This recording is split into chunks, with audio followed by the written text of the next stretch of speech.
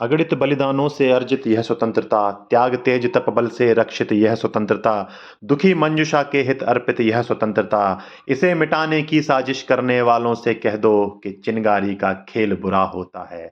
जी हाँ दोस्तों, इसी चिंगारी के खेल में आज पाकिस्तान चल रहा है।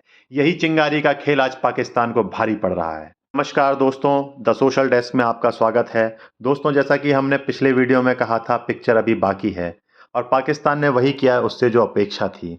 पाकिस्तान ने बीती रात भारत के 15 सीमावर्ती शहरों को अपना निशाना बनाया है, जिसमें कि महत्वपूर्ण मिलिट्री एस्टेब्लिशमेंट, एयर स्ट्रिप्स और एयरपोर्ट शामिल हैं। परंतु भारत के अचूक एयर डिफेंस सिस्टम S-400 ने सभी हमलों को नाकाम कर दिया। दोस्तों, आपको याद दिला दूं कि कल ही विदेश सचिव मिस्त्री साहब ने एक महत्वपूर्ण बयान दिया था। उन्होंने स्पष्ट रूप से कहा था कि भारत ने पाकिस्तान के किसी भी सैन्य प्रतिष्ठान पर हमला नहीं किया है। हमारी कार्रवाई केवल आतंकवादियों के ठिकानों तक ही सीमित थी। उन्होंने ये भी चेतावनी दी थी कि यदि पाकिस्तान भारत के सैन्य प्रतिष्ठानों को निशाना बनाता है, तो इसे पाकिस्तान की ओर से एक बड़ा एस्केलेशन माना जाएगा और भारत इसका मुंह तोड़ जवाब देगा। दोस्तों, बता दूं कि भारत का मुंह तोड़ जवाब अब पुराना नहीं रहा। अब भारत डिस्प्रपोर्शनेट एक्शन लेता है। यदि वहां से एक गोली चलती है तो यहां से 10 गोली चलती है। ये अब भारत का नया डिस्प्रपोर्शनेट एक्शन है। दोस्तों, ये तो बात हुई रात की। अब बात करते हैं आज सुबह के घटनाक्रम की। पाकिस्तान से एकाएक खबरें आने लगीं कि रावलपिंडी में ड्रोन हमला हुआ है। फिर कराची में ड्रोन हमला हुआ। दोस्तों, ऐसे लगभग 10 से ज्यादा स्थानों पर मिसाइल और ड्रोन हमले होते रहे। मैं बलूचिस्तान की बात नहीं करूंगा, वो विषय अलग है। वहां भी एक अलग कहानी चल रही है। किसी को कुछ समझ नहीं आ रहा था कि आखिर हो क्या रहा है। भारत में इस संबंध में कोई भी आधिकारिक प्रेस कॉन्फ्रेंस नहीं थी, तो अफवाहों का बाजार भी गर्म था। कोई कह रहा था बलूचिस्तान आर्मी ने वहां से अटैक किया है, कोई कह रहा तालिबान ने अटैक किया है, कोई कह रहा इंडियन नेवी ने अटैक किया है। दोस्तों, दिन भर की गहमा गहमी और पाकिस्तान में हुए रहस्यमय हमलों के बाद शाम होते होते एक महत्वपूर्ण खुलासा होता है। रक्षा मंत्री राजनाथ सिंह सर्वदलीय बैठक करते हैं, जिसमें वो ऑपरेशन सिंदूर के बारे में एक महत्वपूर्ण जानकारी साझा करते हैं। डिफेंस मिनिस्टर कहते हैं कि ऑपरेशन सिंदूर अभी भी जारी है। दोस्तों, यहाँ से अटकलों का बाजार को विराम मिलता है और ये कंफर्म हो जाता है कि ये सभी हमलों के पीछे भारत ही है, जो बीती रात हुए अपने 15 शहरों के हमले का बदला ले रहा है।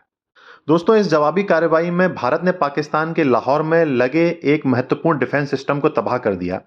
ये पाकिस्तान की हवाई सुरक्षा के लिए एक महत्वपूर्ण झटका है। और दूसरा बड़ा हमला हुआ रावलपिंडी के एक स्टेडियम में। दोस्तों, आप सोच रहे होंगे कि रावलपिंडी के एक स्टेडियम में हमला करने का क्या महत्व है। दोस्तों, आपको बता दूं, कल रात जो हमले ड्रोन अटैक हुए हैं वो इसी स्टेडियम से जारी किए गए थे। यह हमला उस लॉन्च पैड को निष्क्रिय करने के लिए किया गया था। दोस्तों, इस ऑपरेशन में भारत को एक महत्वपूर्ण और बड़ी महत्वपूर्ण सफलता मिली है, जिसके बारे में सुनकर आप भी हैरान रह जाएंगे।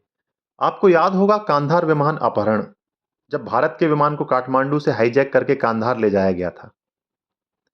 इस जघन्य अपराध में जिस आतंकवादी का महत्वपूर्ण हाथ था, उसका नाम है रऊफ अजहर। दोस्तों, ये वही रऊफ अजहर है जिसने अमेरिकी पत्रकार डैनियल पर्ल की हत्या की थी। अमेरिका भी इसे बहुत समय से मारने की कोशिश कर रहा था, लेकिन इसकी कड़ी सुरक्षा के कारण वह इसको मारने में, एलिमिनेट करने में नाकाम रहा।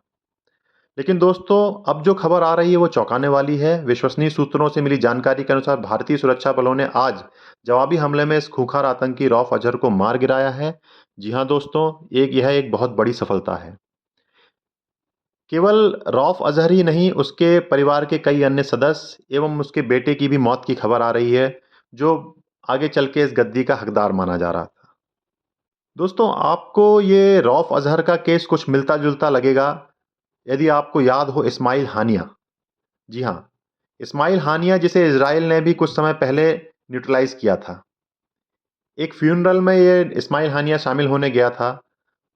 वहां पर इजरायली डिफेंस फोर्सेस ने इसे पिन पॉइंट हमला करके फ्यूनरल ग्राउंड में ही इसको एलिमिनेट किया था। दोस्तों, बता दें कि ये वही इस्माइल हानिया है जो आगे चल के हमास का चीफ बनने वाला था।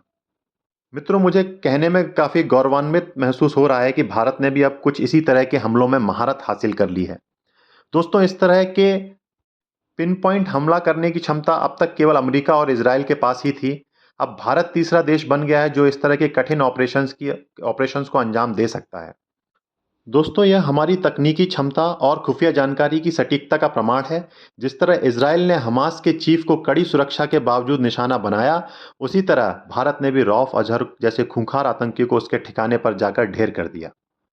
दोस्तों, अभी रात के 11 बजने को हैं और दो महत्वपूर्ण जानकारियां सामने आ रही हैं जो मैं आपके साथ साझा कर देता हूं।